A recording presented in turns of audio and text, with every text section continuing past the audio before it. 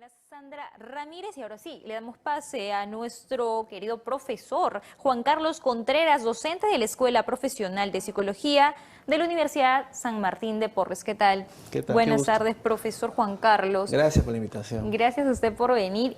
Y vamos a hablar del duelo, pero hay tipos de duelo. Antes, en el informe, mientras leía el informe, conversaba con el profesor Juan Carlos y le consultaba, ¿no?, las modalidades del duelo, tipos de pérdidas. Hay tipos de pérdida, consecuencias psicológicas que puede ocasionar la pérdida de un ser querido. De repente, se escucha mucho, de repente, perdí a mi padre, pero ¿qué tanto afecta la pérdida de un padre si es el mismo dolor o cuánto afecta a una persona también si es que de repente hablamos de un padre que pierde a un hijo? Diferente, ¿no? Es totalmente distinto, ¿no? Habría que entender primero que el duelo es un proceso de adaptación frente a la pérdida, que es un proceso totalmente normal. No hay que ponerle patología.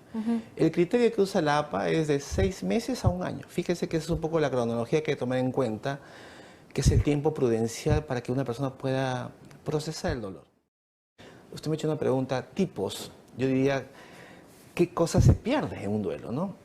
La gente piensa que solamente es la muerte de un ser querido y no es así. El duelo tiene que ver también con decepciones, rompimientos amorosos, sentimentales, la decepción que puede tener un hijo sobre un padre, la pérdida de un trabajo, una actividad significativa. Usted trabaja en PEO, imagínese que en un momento le dicen, hasta aquí nomás, es el trabajo de su vida. Hay que entenderlo en el sentido más amplio, no es solo la muerte de alguien.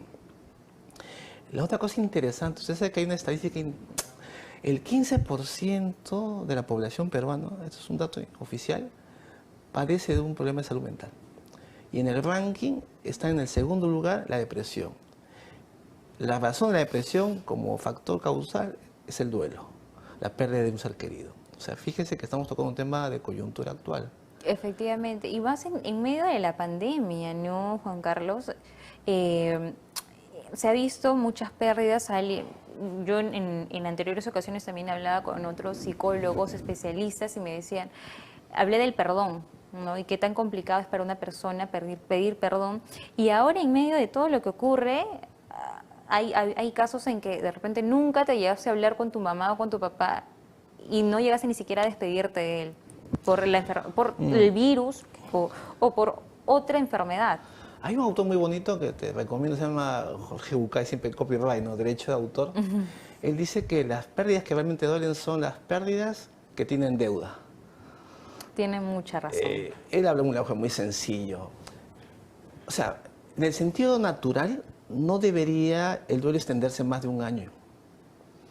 Pero cuando se extiende en su temporalidad, la sospecha, si es digna de esta palabra de mencionar, es que haya habido algo más.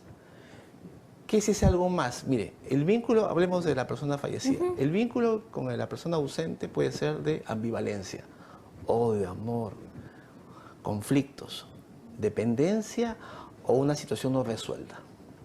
Entonces, cuando esa persona desaparece, lo anterior vuelve a cristalizarse. Entonces, el problema no es tanto la pérdida de la persona, sino el pendiente que había con esa persona. Claro, si es que yo estuve resentida con mi papá o con mi mamá por muchos años, o porque de repente, porque los padres nunca, no nacemos sabiendo cómo ser padres y cometemos muchos errores y nosotros como hijos a veces cometemos el grave error de juzgarlos muchos. Entonces, de repente nos resentimos, bueno, llegamos a independizarnos quizás y ya no tenemos contacto con la mamá o con las personas que nos dio la vida, ¿no? Entonces, pasa una desgracia, no la volvemos a ver nunca más, quedamos con sentimiento de culpa. No solo culpa, mira, hay algo que no se habla. Nadie habla mal del muerto. Eso es cierto. Hay el odio, sé que es una palabra fuerte la que voy a decir, ¿no? A veces yo digo cosas que no deben gustar al oído. Cuando alguien fallece no solamente hay amor, también hay sentimientos encontrados. Por eso es que no se habla mal del muerto. Por un tema de convención social, pero eso no quiere decir que el muerto haya sido tan bueno como suponemos. Tenía un paciente que fue al velorio de su padre y todo el mundo lo abrazaba y le felicitaba el buen hombre que era. Y él decía, yo no sé de quién me está hablando. Yo no sé de quién están hablando. Porque ese que está en cajón no es el que habla. Qué complicado. Su propio hijo, ¿eh? Entonces ponte a pensar cómo estos temas suelen volver a nacer, a cristalizarse, como te dije, a partir de la pérdida. Hay una cosa interesante que creo que la gente debe conocer por salud mental. Hay una autora muy buena que se llama Elizabeth Gruber-Ross. Ella es una estudiosa del tema de la muerte, el duelo, y ella plantea 5 etapas del duelo. Si me permites, la Adelante. primera es la negación. O sea, nadie acepta la pérdida de un comienzo. El famoso no es verdad, no es posible. La segunda es la ira, la cólera, el enfado con la persona que se va y también con uno mismo. La tercera es la negociación, es una forma de aceptar y no aceptar por razones prácticas, buscar algún tipo de justificación. Y luego viene la cuarta y la quinta, que es el dolor en sí, la tristeza profunda, la melancolía. ¿Y qué crees tú? La última, la aceptación. Claro. Pero fíjate, esto es importante, pero para llegar a la aceptación, esta persona ha tenido que pasar toda esa secuencia. Y yo te pregunto, ¿cuánto tiempo demanda? No solo en términos cronológicos, sino en temas emocionales. De la negación a la aceptación. Yo sé que hay muchos colegas, terapeutas que hablan del perdón como una propuesta interesante, pero el perdón no es un tema fácil, plantearlo de forma tan pragmática, ¿no? Toma su tiempo, es un proceso Y no todas las complejo. personas. Y es una decisión Claro. que no necesariamente por una convicción cristiana, católica, axiológica, uno puede coaccionar que el perdón tiene que darse. Es decisión de cada uno. Mire, y eso es controversial, decirlo en algún espacio, ¿no? Pero como usted está diciendo que el perdón no es algo que debe darse. Depende de cada uno, Por supuesto, ¿no? es una decisión. Algunos que lo dicen de la boca para afuera y otros realmente lo sienten, ¿no? Entonces, si me permites el tema, habría que pensar qué significa la pérdida. Yo creo que los psicoanalistas ahí están un poquito adelante en esta pregunta. Freud escribió un artículo muy bonito que se llama Duelo y Melancolía. Y dice una frase sencilla y clara. Dice, la persona triste sabe a quién ha perdido, pero no sabe qué cosa ha perdido con él. Eso no se entiende, pero ¿cómo qué cosa ha perdido? Porque hay algo que el sujeto ignora que se ha llevado el difunto. Algo de sí mismo o algo que le cuesta reconocer, como estos pendientes que te mencioné. Claro. Entonces, ahí creo que es el tema del dolor. Porque a veces tenemos que ver las cosas de forma muy superficial. Decís, bueno, es la pérdida de alguien, es la pena, la tristeza, pero no es tanto así. Hay otra confusión interesante. Por ejemplo, yo te planteo, tú y yo, digamos, perdemos un ser querido. Yo sé que usted es un poco más joven que yo, tenemos más o menos algunas similitudes y las dos personas vivimos con tristeza el acontecimiento. Pero no significa lo mismo. Pero el hecho de sentir lo mismo, hace pensar que significa lo mismo. Entonces el psicoanálisis viene un poco a indicarle a la psicología otras orientaciones que el sentimiento puede ser muy similar, pero el significado es totalmente individual, totalmente íntimo. Y yo creo que cuando la gente entiende esa parte de la intimidad de lo que se juega, puede encontrar algún tipo de paz, de quietud, de tranquilidad frente a un dolor tan fuerte, ¿no? Sí, Pero, a ver, Juan Carlos, profesor Juan Carlos, a ver, llega el duelo y no todas las personas lo asimilamos de la misma manera, algunos por los pendientes, algunos nos toman mucho más tiempo y algunos pasan muchos años y aún no lo superamos. Pero ya eso es normal, es decir, que pasen 2, 3 años y sigamos con ese dolor dentro. Claro, no se habla de duelo patológico y duelo normal. ¿Ya? Siempre hay gente que intenta taxativamente clasificar ya, el criterio del tiempo, pero fíjese, es interesante, porque lo que el duelo también hace es activar trastornos o cuadros clínicos dormidos, encapsulados o en estado latente, como ¿cuál? La depresión. La depresión. La depresión, mire, este escritor famoso, ¿quién no le liaba? José María Arguedas, se suicidó en el 69, usted sabe, se pegó un tiro en la agraria. Sí. Estaba muy deprimido este hombre. Y él fijaba la fecha de su suicidio y siempre coincidía con la fecha de un colega, de un alumno querido o de alguien, y él no quería malograrle el día. Claro. ¿Cuál es la pérdida? Algún momento lo dijo de forma indirecta, que la propuesta que él había planteado en la literatura del tema indigenista no había tenido el eco que él hubiera querido tener. Mira, estamos hablando de la pérdida no por el sentido de alguien concreto, sino de un ideal. No alcanzó lo que él añoraba. Se fue en el 69, o sea, un año casi de la revolución de Velasco. Cosa paradójica, ¿no? Dos cosas. Cuando alguien se quiere quitar la vida, probablemente hay un duelo ahí inscrito de forma silenciosa, un cuadro depresivo. Entonces ahí viene la complejidad del tema. Muchos duelos lo que hacen son activar cuadros clínicos, como en el caso de Arguedas. O sea, después de tanto esfuerzo, de escribir tanto sobre un tema del indigenismo, que al final sí tomó relevancia, por supuesto, no soy un conocedor de su obra, pero creo que él lo comenta en un momento que no dio el fruto que él esperaba, no tuvo el reconocimiento que te daba. Hay una anécdota bien interesante, pues él debate con Cortázar, tiene una gresca intelectual. Y Cortázar entre el jazz y París, y usted entre quenas e indios. O sea, él se siente incomprendido, como alguien de tamaña cultura sea tan prejuicioso, ¿no? Ese tipo de cosas creo que agregaron un poco el desánimo, la tristeza y la pérdida simbólica de un ideal, un país con, digamos, igual de condiciones, ¿no? Sobre todo los indígenas que él tanto quería y amaba. Claro. Entonces yo creo que ese es un tema importante. Hay que entender el significado del duelo, de la pérdida, hacia dónde va. Y creo yo que este es el trabajo de los psicólogos, psicóanalistas, los terapeutas, o la gente que trabaja, ¿no? Consejeros también, ¿no? No quedarnos simplemente en ver la superficie, en ver las Ver cosas. más allá, ¿no? Y eso pocos lo hacen, especialistas. Fíjese que lo que pasa es que también hay barreras personales.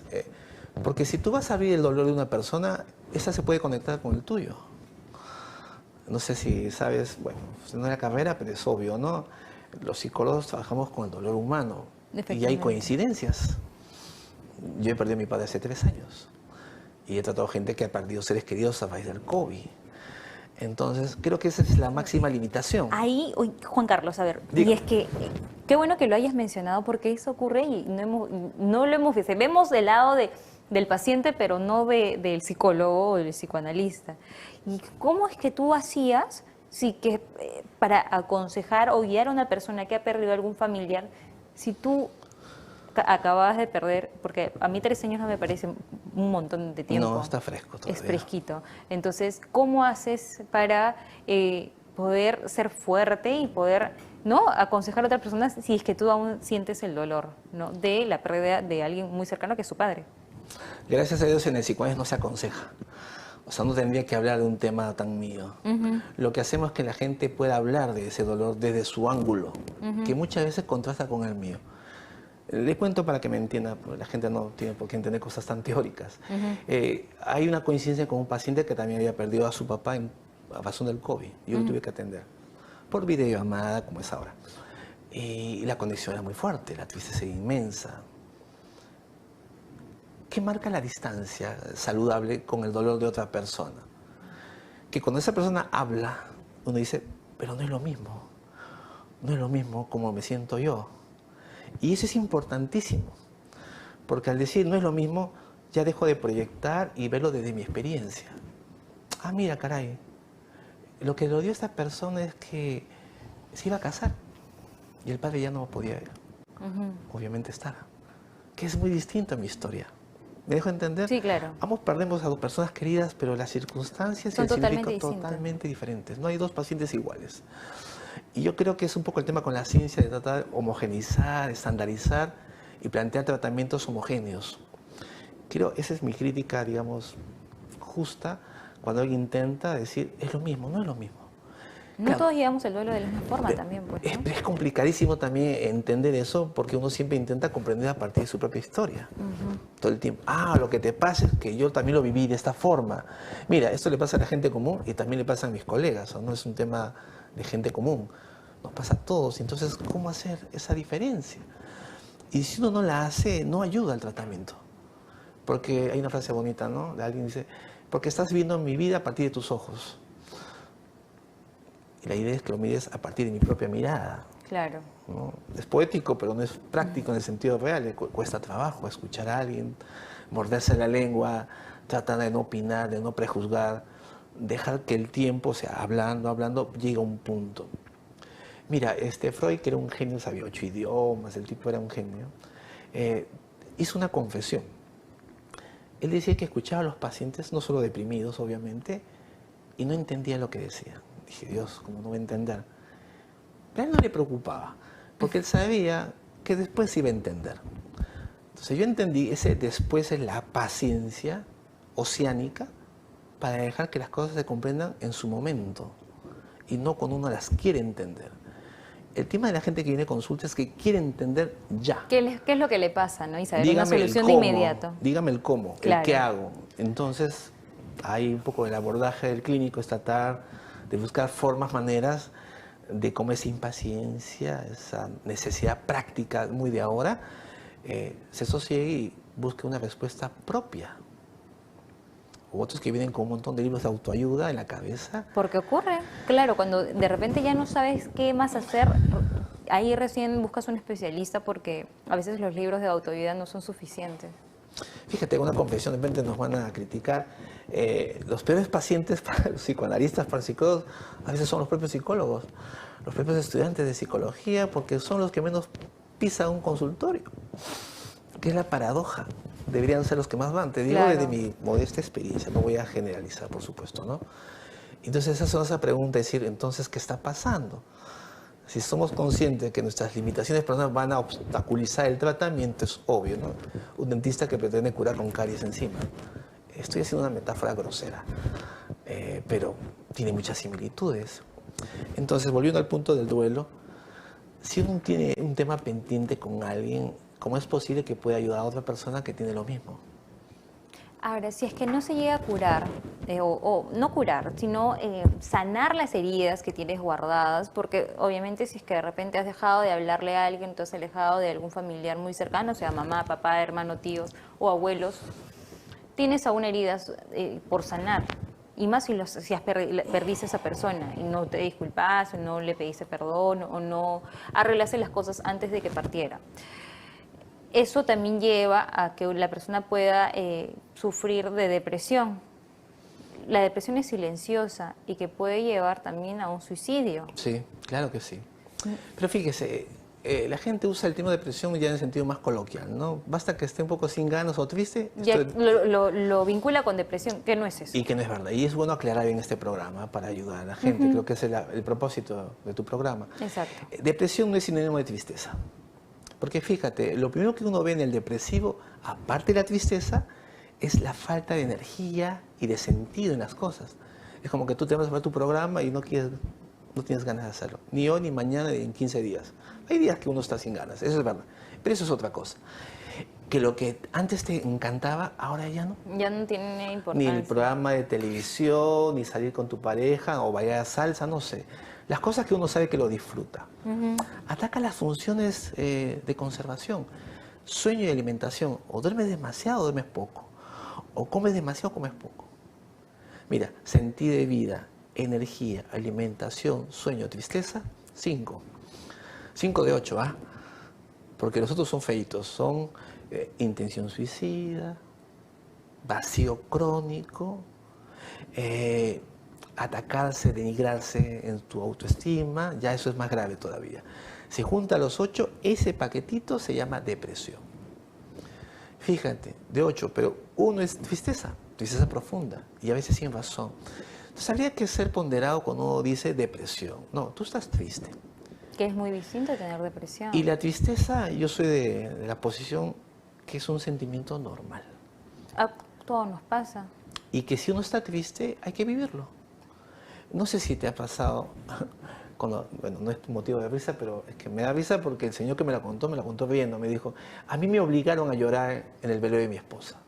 ¿Pero cómo le van a obligar? Le digo, sí, no es bueno que se calle, vaya a llorar. Y él se entercó y dijo, no lloro. Y me dijo, verdad, realmente no es que no quería, es que no podía, no me nacía, estaba como en blanco, me dijo. Muy bien. ¿Sabe qué pasó, doctor? El señor era taxista. Pasó cerca de un año, veniendo a la radio, hora del lonchecito, me pone una canción romántica, que era la canción que más le gustaba a ella, y usted no sabe, tuve que estacionarme Y ponerme a llorar, después de un año. ¿Ocurre eso? Por supuesto ¿Cómo que sí. y por qué? Y a veces pasa, ¿no? Familiares muy cercanos, mis tíos, cuando falleció mi abuela, la única persona que no lloró fue mi tía. De todos los 7 hermanos, mi tía no lloró y bueno, yo no le he visto llorar. Pero y yo me preguntaba por qué, todos comentaban y decían, pero qué fría para no de repente mostrar, porque ella estaba normal, ella atendía a todos, mientras todos estaban tristes por la partida de mi abuela. Mi tía era la que atendía, la que consolaba, la que iba a un lado, la que se encargó de hacer todos los trámites para el velorio de mi abuela, para el entierro, y se le veía normal, como que si no le afectase la partida de mi abuela, y ella era una de las más pegadas a mi abuela porque era la mayor. Es una buena pregunta. Fíjese, hay un mecanismo que se llama aislamiento. Lo voy a decir en palabras sencillas, que es separar el dolor de la idea. Lo neutralizas. Y es un mecanismo inconsciente, o sea, no es que uno se pone a pensar, voy a neutralizar lo que siento, simplemente uno no siente nada, está en blanco, neutro. O sea, no es ni pena ni dolor, está en blanco, el sujeto se siente extraño, no sentí nada, todo el mundo lloraba, se arrancaba los pelos y yo estaba... Entonces la gente dice, este se está haciendo el fuerte. Claro. Da la sensación, lo que pasa es que, si me permites un lenguaje más coloquial, el sentimiento se encapsula, es una defensa. Y el sujeto lo puede manejar y lo racionaliza. Dice, tengo que estar fuerte porque yo tengo que apoyar a otros seres. A veces dicen, no, tú tienes que ser fuerte porque eres la hermana mayor. La piedra angular, la hermana mayor, quien sostiene emocionalmente, moralmente el hogar. Ya, sí, esas cosas pasan. Pero es un gran peso, ¿eh? Pero fíjate cómo es el ser humano. Pero es un buen argumento para no contactarte con el dolor propio. O sea, agarrarse de eso. O sea, me necesitan, sí, pero tú también tienes un dolor. Eres ser humano. Correcto, entonces, como decía alguien, es más fácil trabajar el dolor de otro que trabajar el propio. Y uno queda frente a los ojos de los demás diciendo, mira, lo que pasó con esta persona, encapsuló el dolor y una simple canción, bueno, no tan simple, perdón, simple en el sentido como circunstancial. Una canción. Así es. Lo hizo activar un dolor que tenía guardado por mucho tiempo. Ahora, Dígame. el que la persona encapsule todo ese dolor de repente de una pérdida de un hijo, de un hermano o de un padre, ¿cómo afecta en su vida diaria? ¿Afecta en algo en su vida diaria? ¿Afecta en algo a largo plazo? ¿Cómo es que cambia esa persona? Claro, fíjese, la afectación se da en 4 niveles. ¿Por qué uno va a un psicólogo, un terapeuta, un psiquiatra? Por 4 razones. La primera, por la intensidad del padecimiento. El sujeto ya no soporta la angustia, la pena. Y ningún medio auxiliar, drogas, sexo, diversión, pareja, trabajo, le sea útil. Ya tocó fondo. Esa es la primera.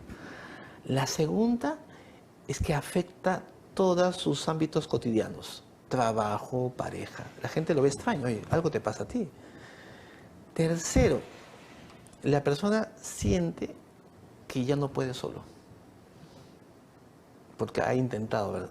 Estamos hablando de gente que es muy resistente a la ayuda profesional, ¿no? Hay gente que a la primera va corriendo, pero hay gente que espera hasta que llegue al cuello. Y la cuarta, que es la más interesante, no lo había leído y lo cita un autor, que ahora me voy a acordar el nombre, decía humildad. Y dije, humildad, eso no lo he visto en las clasificaciones ni en los libros. Porque se requiere humildad para aceptar que necesitas ayuda de otra persona y que tú no puedes solo. Porque hay esta cosa media narcisista, omnipotente, yo puedo. Solo, ¿no? No necesito de nadie. O la clásica frase... El que van a los psicólogos también es que está loco. Gracias a Dios eso está cambiando. O de los papás de familia dicen, yo no necesité psicólogo, yo me hice solo en la vida. No necesité. Sí, era otra época, eran otros tiempos. Claro. Tal vez. Sí fue su época el pensamiento de esa forma. Entonces lo que quería llegar es que ese es un tema importante que la gente debe saber. Que no hay que esperar llegar hasta el último para pedir auxilio psicológico. Hay casos que son muy avanzados. El otro gran tema es la medicación. Yo no soy psiquiatra ni médico ni voy a opinar al respecto, pero lo que sí puedo decir es lo siguiente. Hay gente que simplemente quiere tranquilidad, pero no entender nada, no cambiar nada. Y toma de repente alguna pastilla para Así es, olvidarse simplemente de todo. Dormir. Adormecerse. Sí, Pero ojo, ocurre. tu pena, tu tristeza tiene que ver con las cosas, con las decisiones que has hecho en tu vida. Que eso también tiene que rectificar. Y eso el fármaco no lo cambia. Y es un poco El dolor va a seguir ahí. Vas a dormir, te vas a despertar y el dolor va a seguir ahí. Y mira, lo paradójico es que la gente que no consume el fármaco le tiene miedo a la adicción al fármaco. Tiene miedo a engancharse y por eso lo deja, no tanto por el efecto que le produce. Entonces hay un sinnúmero de razones de por qué la gente no va o busca paliativos para escaparse de la famosa pregunta. ¿Cuál es la pregunta? ¿Qué tengo que ver yo en lo que me pasa, en este dolor? Llámalo duelo, llámalo como quieras. Pero uno dice, pero perdóname, en el duelo él no es responsable que se haya muerto su mamá, pero sí es responsable de la relación conflictiva que tenía con ella. Sí es responsable del pendiente que tenía y del peso moral a razón de la muerte de ella. Ah, ese es el tema. Estamos llegando a un tema moral, ético, ¿no? Claro. O sea, el peso de su responsabilidad. Ahí no entra ni el fármaco ni el consejo. Ahí lo que entra es que el sujeto tiene que hacerse la pregunta. Los psicoanalistas estamos en ese plan. No le damos respuesta a la gente. Lo que hacemos es hacerle preguntas para que piense y diga, a ver, ¿qué tengo que ver en esto que tanto me quejo? Y eso es un poco la diferencia, porque la gente cree que los psicólogos, y es verdad, también hay gente que hace eso, con todo respeto, da orientación, consejo, que me parece válido. Pero hay otra forma también de trabajar con la gente, y es la forma en que a la gente tal vez no le gusta mucho, porque responsabilizas a las personas de su dolor. Y yo creo que esa es la salida, si vamos al plano ya, ahora, ¿qué hacemos con el duelo? La gente se tiene que responsabilizar de su dolor.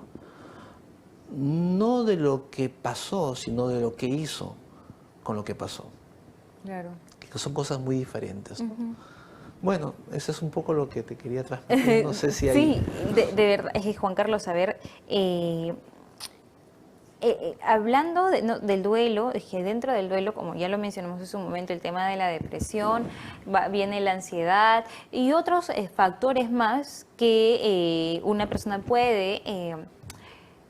¿Cómo lo puedo llamar? Puede sentir, puede salir a flote cuando pierde a un ser querido. Y falta más por hablar sobre el duelo. Tenemos todavía un bloque más contigo. Nos tenemos que ir a un corte comercial. No se despeguen de los 91.9 FM. Estamos con el profesor Juan Carlos Contreras, que es docente de la Escuela Profesional de Psicología de la Universidad San Martín de Porres. No se despeguen de nuestras redes sociales y también de nuestra FM. Regresamos.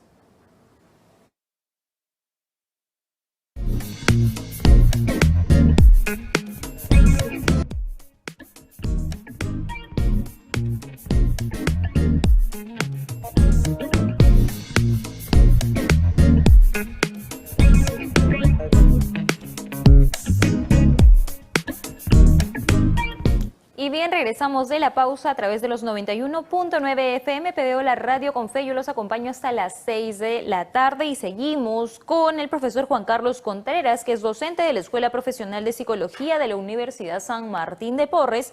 Estamos hablando del duelo. En el primer bloque hablábamos del duelo, de la depresión, cómo es que manejamos la depresión, cómo identificar a una persona con depresión y también el proceso, ¿no? del duelo, ¿no? Lo mencionó muy bien el profesor Juan Carlos, que empieza con la negación, luego la ira, la negociación, el dolo y finalmente termina con la aceptación. Ahora, porque dentro del duelo, aparte de la depresión, también es profesor Juan Carlos, ¿cómo identificamos? O sea, el concepto que tenemos todos de la ansiedad es que de repente se nos acelera el corazón, nos sentimos intranquilos, a veces nos falta el aire, pero ¿qué otra cosa también abarca el tema de la ansiedad? Es un tema, mire, tiene 3 acepciones: ansiedad, angustia y miedo.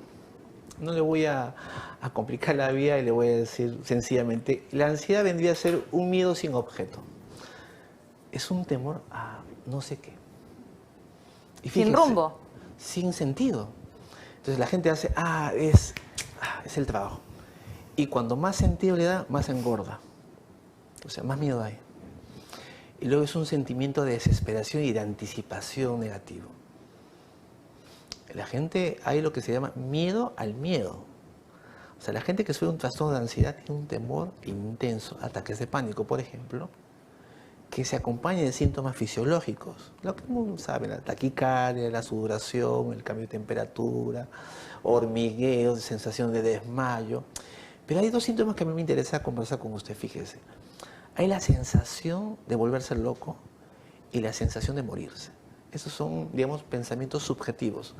Y usted diría, ¿pero por qué tiene la sensación de volverse loco? Porque se aceleran los procesos cognitivos. Usted Usted se imagina, póngase en el lugar de alguien ansioso, que comienza a pensar a una velocidad. La percepción del mundo es lento, si usted se da cuenta, pero póngale como un acelerador. Claro. Esa es la sensación de la persona que está en un ataque de pánico. Y siente que está perdiendo la cordura. Si le acompañas del corazón y la taquicardia, siente que se está muriendo. Entonces, ¿qué pasa con esa persona? En el segundo momento que siente que le aparecen los síntomas, comienza a tener miedo del trastorno de ansiedad, porque ya sabe que le va a venir. Entonces, por ejemplo, ese cuadro también se puede reactivar por un proceso de duelo. Hay algo que le quería agregar y que no conversamos, que es bueno que la gente sepa. El duelo, la tristeza intensa, no se vive como tristeza en el caso de los niños y en los púberes. O sea, los niños no se deprimen y se ponen en un rincón. ¿Cómo es entonces que ellos Lo viven con irritabilidad, se ponen? cambios de carácter, mal humor y déficit de atención y concentración. O sea, no es como los casos de los adultos que estamos tristes y estamos tristes. Se nos nota, ¿no? Se nos nota, apagados, desanimados. El niño por lo general vive con mucha irritabilidad. Entonces no es tan fácil detectar. Ahora, imagínese un niño que ha perdido a alguien, 5 o 6 años. Yo no trabajo con niños, pero sí le puedo dar algunos alcances. Hay un autor que se llama René Spitz, que más o menos entre la Segunda Guerra Mundial hizo una linda investigación. ¿Qué descubrió? Los huérfanos que quedaron en la Segunda Guerra Mundial se cuidaban en cunas y les daban todas las facilidades de alimentación, abrigo, alimentación, pero no de contacto afectivo. ¿Y qué cree que pasa? Marasmo se llama ese término. Se comenzaban a morir. Y los que sobrevivían eran los que estaban en el pasaje. ¿Por qué en el pasaje? Porque la enfermera que pasaba le hacía cariñito porque estaba de lado, ¿no? Donde hay la circulación de las personas. Los bebés que estaban al fondo solo recibían comida, alimentación, pero no contacto afectivo. ¿Qué dice esa investigación? Hospitalismo se llama el término. Significa que hay gente que se puede morir, gente no, niños, criaturas, por la falta de afecto, de contención. Entonces, ¿de qué estamos hablando? En un niño es central la parte afectiva. El gran problema, yo también soy un crítico de los afectos, es que pensamos que el afecto, el sentimiento, es la explicación de todo. No sé si usted ha escuchado hablar de esto, ¿no? Le falta afecto, hay que darle cariño y comenzamos a tener un poco afirmaciones muy simplistas. Lo que le falta al niño también es disciplina, reglas, límites. Y los afectos también se expresan a partir de ese tipo de iniciativas. Para volver al tema y no salirnos, hay un autor que es muy controversial y no tiene una opinión muy bonita de la tristeza, la depresión, no tanto del duelo. ¿Sabes lo que él decía? Que el deprimido es un cobarde moral. Es bien fuerte, ¿eh? Yo sé que muchos deprimidos se van a molestar con él o conmigo. Pero lo decía en este sentido, pienso yo, ¿no? Dándole un poco de ponderación, porque era muy provocador Lacan. Si tú estás triste y yo tengo razones para no levantarme de la cama, para no hacer cosas porque mi cuerpo me lo impide. ¿Estamos de acuerdo? Pero tu cuerpo no es el que decide por ti. Tú consientes que tu cuerpo decida. En ese sentido lo decía. O sea, cobarde en qué sentido?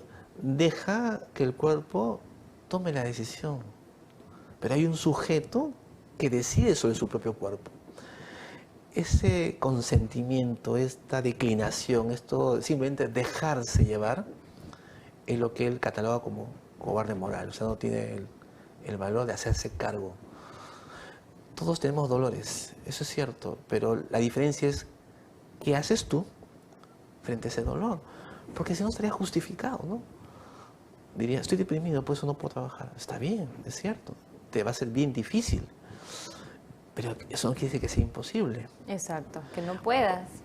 La gente no puede usar la patología o el diagnóstico para justificar lo que realmente no quiere hacer. Y yo creo que hay que tener cuidado con eso. Estoy deprimido. Sí, pero la depresión no involucra esto. O sea, el cuadro clínico no abarca todo. Cubre una esfera del funcionamiento de un sujeto.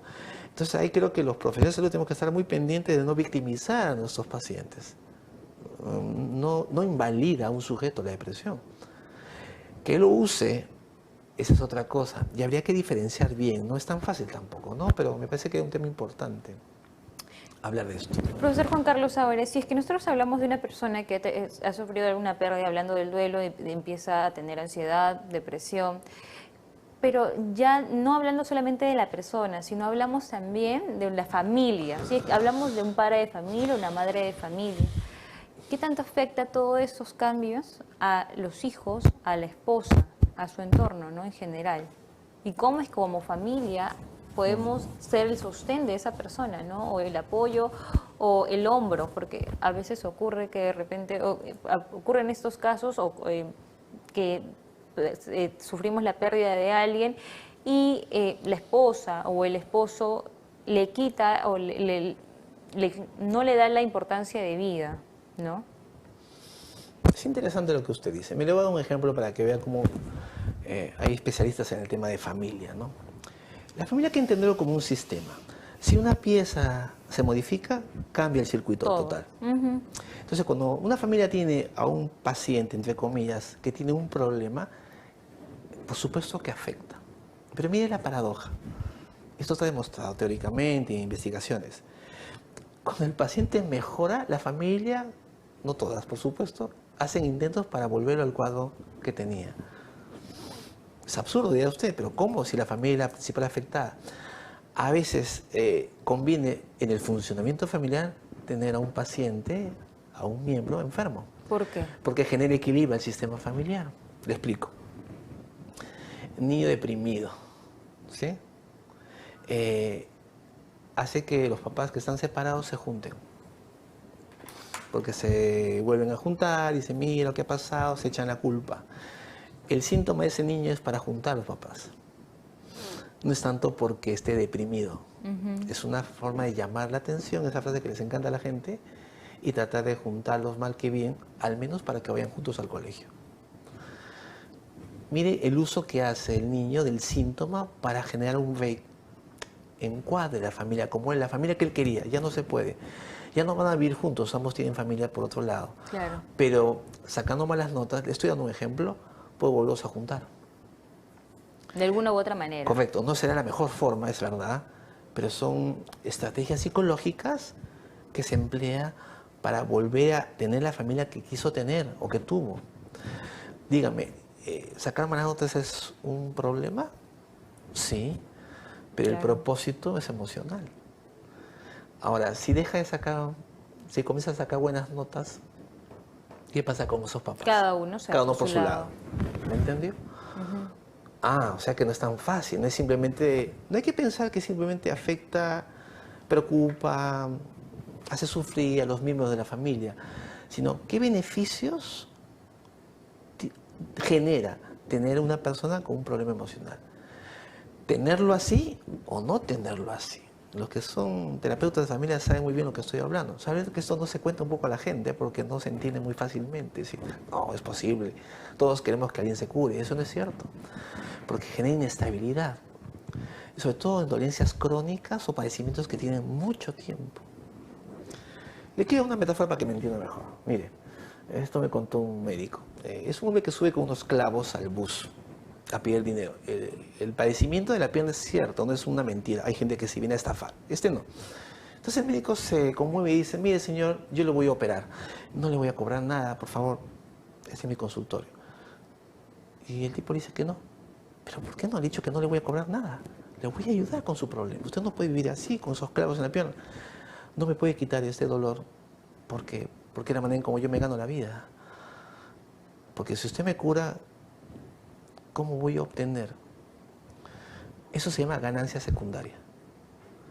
O sea, que toda familia o individuo intenta siempre sacar un Algún beneficio, provecho, ¿no? un provecho consciente o inconsciente de su malestar real. No estoy hablando que el sujeto mienta o se haga la víctima. Eso es otro tema. De gente que tiene un malestar real. Entonces, por eso que no se puede ser tan bondadoso en el sentido de ver también ese lado un poco frío, llamémoslo así para entenderlo mejor, de la intención que también hay en los seres humanos con respecto a sus propios padecimientos. Ahora, si es un adolescente que sufre de depresión, entonces como padres, ¿qué debemos de hacer? O sea, y si no quiere ir a un especialista, porque a veces los adolescentes son No. muy complicados. Los niños y los niños no van. O sea, no van porque dice mamá, llévame al psicoanalista. Los llevan, los arrastran, los convencen, los compran, los condicionan. Le digo porque yo veo adolescentes, niños no. Y es un reto, la gente que trabaja con jóvenes sabe muy bien, porque, mire, le cuento, el adolescente viene deprimido, ¿ah? Y tiene bajas calificaciones. Esa es la afirmación que hacen los padres. Separas a los papás, te sientas con el adolescente y el adolescente dice, estoy enamorada de una chica y no me hace caso. Claro, y eso hace que las notas bajen, pero ese no es lo que a él le preocupa. Entonces dice, el problema es que este chico no rinde.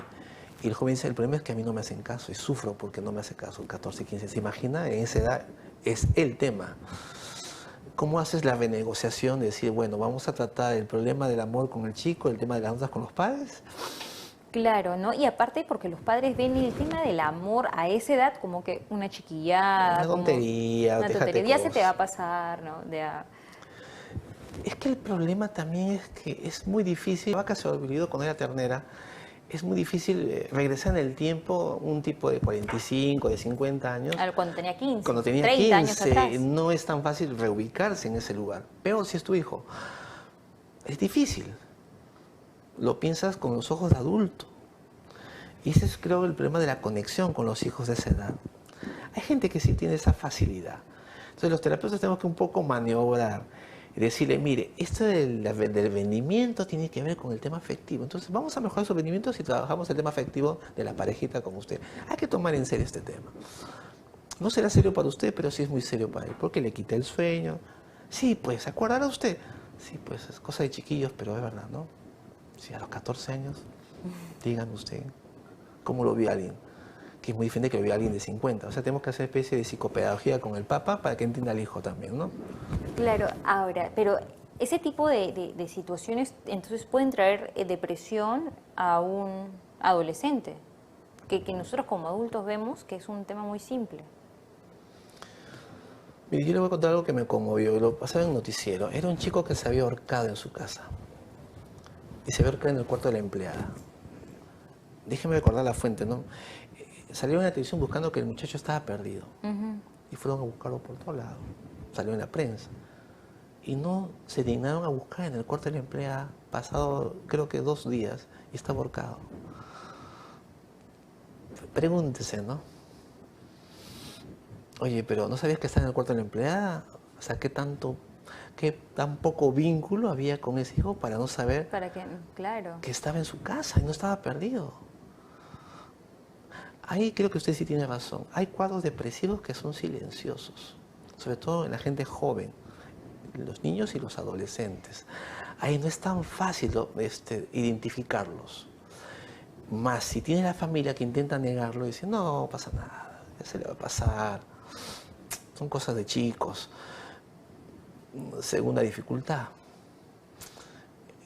¿Por qué tenía que ser grotesco el cuadro para decir, sí, necesita ayuda? Creo que ese es el tema. Es silencioso en tanto no hay muchos indicadores visibles, ¿no? Que digan el chico tiene problemas. No se sabía de ese muchacho.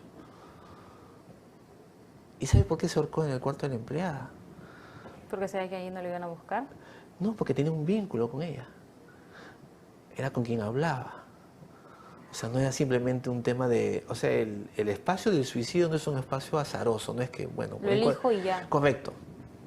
Porque el que se mata calcula, piensa, programa. Esto lo saben muy bien los psiquiatras.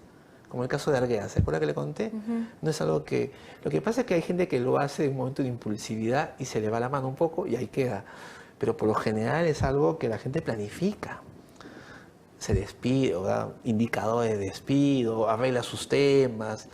No es simplemente que se ofusca un momento y se lanza de la ventana, por dar un ejemplo. Y hay gente que se muere por duelo, ¿no? Las personas mayores y los niños. Fíjese, de eso no hemos hablado, ¿verdad que sí? Los adultos mayores, ¿no? Que es un tema muy importante. Los adultos mayores entonces se mueren por duelo. ¿Usted se acuerda de Belaúnde, el presidente, expresidente, Sí, perdón? claro. Murió Violeta Correa y cuando le pusieron la corona, es muy emotivo, ¿ah? Él puso una tarjeta y dijo, espérame. Espérame. No dijo, te amo, soy... No, espérame. Y al poco tiempo se murió. Que el espérame, ¿qué significa? ¿Que es una cosa poética? No. Este hombre sabía que no iba a vivir con ella mucho tiempo sin ella, perdón. Entonces, como que hay anuncios, ¿no? O sea, a la gente mayor le es muy difícil tolerar la pérdida. No digo que no se pueda. Hay excepciones, grandes excepciones, pero sí hay casos donde se van. Se va ¿no? la señora ancianita. Y al poco tiempo al poco muere el tiempo esposo. se va. ¿Pero por qué? ¿Cómo es que pasa eso? ¿Se deprimen, se desconectan? ¿Cómo es? Porque yo he escuchado mucho de lo que usted ha mencionado, ¿no? De que fallece el abuelito y al poco tiempo fallece la abuelita. Mire, O al revés. es una buena pregunta que nos hace pensar. Y le voy a contestar con esto. Fíjese, cuando una mamá dice con respecto a su bebé, ¿qué significa tu bebé? Es todo para mí. Fíjese que la frase no es muy buena, porque no tendría que ser todo. Porque tiene que repartir su afecto al marido y a los otros seres.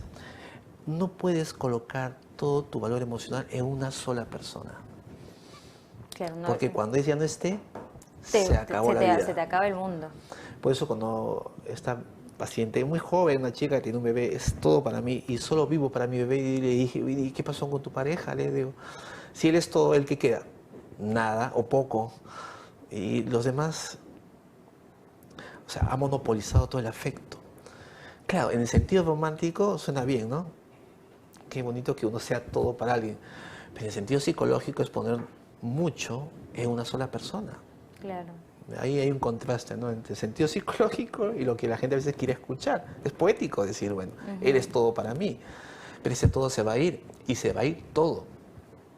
Por tanto, dice, no, se fue mi marido, pero tengo hijos por quien luchar, o nietos, perdón, por quien cuidar. Claro. La vida Los no hijos acaba. no son eternos. Correcto.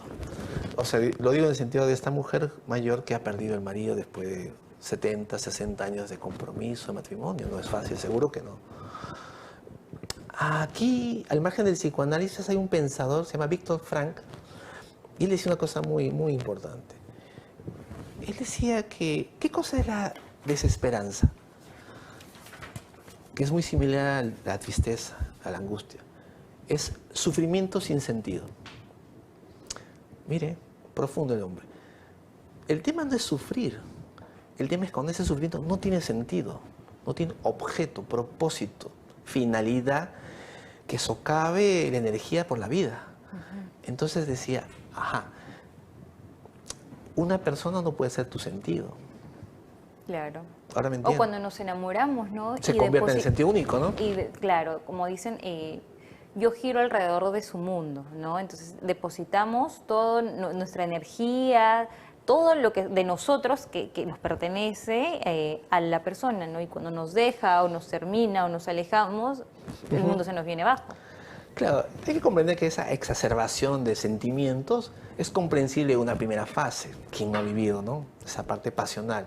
Pero después cuando uno se sosiega dice, bueno, perdóname, también está tu universidad, tu trabajo, tus amigos, tu vida social, ya.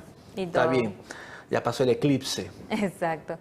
Profesor Juan Carlos, qué rápido ha pasado el tiempo y hemos llegado al final del programa en realidad. Díganos dónde lo podemos ubicar, alguna red social, alguna página web. Sí, tengo un canal de YouTube que se llama Psicoanálisis con Contreras. Ahí me pueden encontrar y subo videoconferencias, pequeñas charlas.